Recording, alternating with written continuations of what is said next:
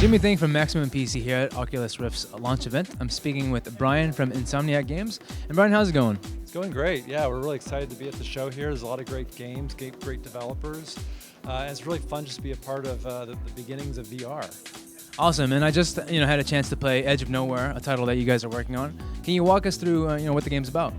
Sure, it's a horror adventure set in 1932 Antarctica. We get to transport players across the world to a different time, which is really exciting. It's a horror adventure, and you play as this character, Victor Howard. And you're traveling through Antarctica, you're ice climbing, and you're running into these hideous monsters, and you're hallucinating. Wow, okay. Yeah, I didn't know about the hallucinating thing, so maybe some of those monsters aren't real, or is it, a combination of both? Well, that's the fun thing that we're playing with, is your sense of reality. We figure with virtual reality, it's kind of fun distorting what's real, what's not. And it's based heavily off of this H.P. Lovecraft novel called At the Mountains of Madness. And so essentially, as he gets deeper and deeper into this strange alien world in Antarctica, he starts to question what is real and what's not. Playing through it, I got a very, there's obviously a Lovecraftian vibe to it, which you mentioned. And I was getting a very Tomb Raider, Uncharted kind of vibe, just the way that the camera was positioned. And you're also jumping across cliffs and climbing up mountains and things like that. Can you sort of talk about the design philosophy behind, the mechanics of the gameplay? Sure. So, we really want people to enjoy and kind of soak in the world, these amazing environments that look fantastic in VR. And you really get that sense when you're climbing up an ice cliff, and when you see your character up close with all of his gear on his backpack. It's really kind of fun and thrilling to travel through these worlds at a bit of a slower pace. You're sneaking, you're looking up at these bizarre, crazy monsters, and it just really is every moment's thrilling as you move throughout. And it seems like there's a lot of gameplay variety as well. Your character, my character had a gun, which I didn't use during my playtime, but he has a gun. I think there's limited bullets, so there's a horror element to it, as you mentioned. And then there's platforming, as well. And then there's also stealth too, right? So it seems like there's a whole bunch of things going on there. Can you talk about that? Yeah, there's a great mix. We like having that tension, that creepiness, but then there's also the moment where you can play that action card. You've got your shotgun, you've got a few shells. You can pick when you want to engage the enemies and take them down. We also have other intensity spikes. There's a moment where you'll be walking along and the ground will break beneath you, and suddenly you're in this avalanche tumbling down towards an ice wall, and you have to hit the button at the right moment to latch on. So yeah, it's a good mix of an ebb and flow of intensity and tension. So this game is, partially a horror game. There's, it's a very divided genre. Some people really dig it, and some people like me are scaredy cats. How do you guys draw the line between we're gonna make this an atmospheric, creepy game without maybe some jump scares and things like that?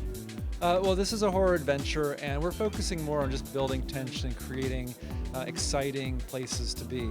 We're not spending so much time on cheap jump scares. We don't want to have monsters just waiting to jump out and scare you. I mean, that's an easy thing to do in VR, but we don't want to give people heart attacks, for one. And I tend to be a little, weak at heart in terms of horror games. So I think we're striking a good balance between adventure and horror, where horror is more about the tone, and then it's mainly adventure, where it's jumping and shooting and stuff of that nature.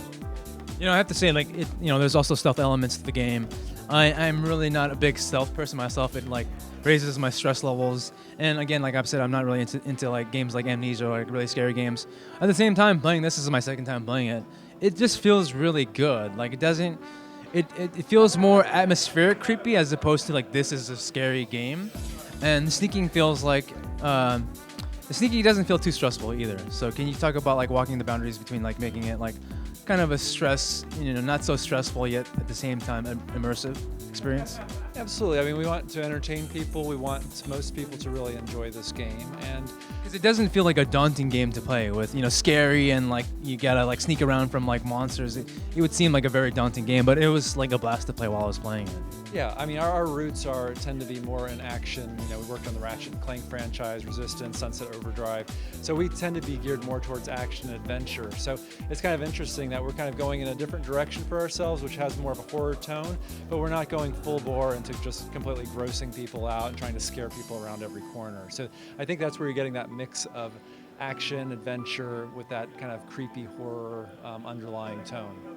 From what I played of the game, it seems very polished. The atmospheres, I mean, it really feels like you're in a frozen tundra climbing down like ice caves. Can you talk about the design philosophy of creating that backdrop? Sure.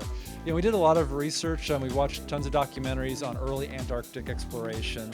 I've read books on Robert Falcon Scott, who took a trek to the South Pole, and his whole team died, or a chunk of his team died on the way there. And then there's also Roald Amundsen, who also discovered the South Pole. So we kind of learned a lot about kind of the gear they used, the techniques they used, and we tried to make it as authentic as we can. We're doing a few things to kind of bend the fiction. We got radios and stuff of that nature. But for the most part, we're trying to stay fairly true to what it's like. But then, of course, we get to mix it up. We've got these strange hallucinations. Victor will suddenly find himself at Miskatonic University, and he'll be hearing his old professor lecturing, and he'll see his fiance. And then we have these moments where you're inside Victor's head. And we're calling these headspace moments, where he's thinking about what has just occurred, and you're kind of inside of his mind, seeing objects and elements kind of float towards you, which feels really good in VR. That sounds like, that kind of reminds me of like, it was Eternal Darkness or something like that, where there was like an insanity meter or something like that. Were you guys inspired by that at all? Yeah, we certainly looked at that game, and we liked the idea of turning insanity into a mechanic, but we decided that we wanted to kind of stay away from trying to show too much UI and HUD on the screen and trying to gamify it too much.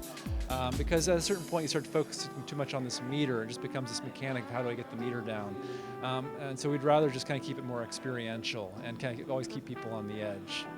Okay, and then final question, price and release date? We haven't announced the price or release, but it is coming out in spring, which is going to be soon after the launch, which of course is at the end of March. Cool, I'm really looking forward to it. Great, thanks, Jimmy. Yeah, no problem. For more information on the Oculus Rift, check out MaximumPC.com.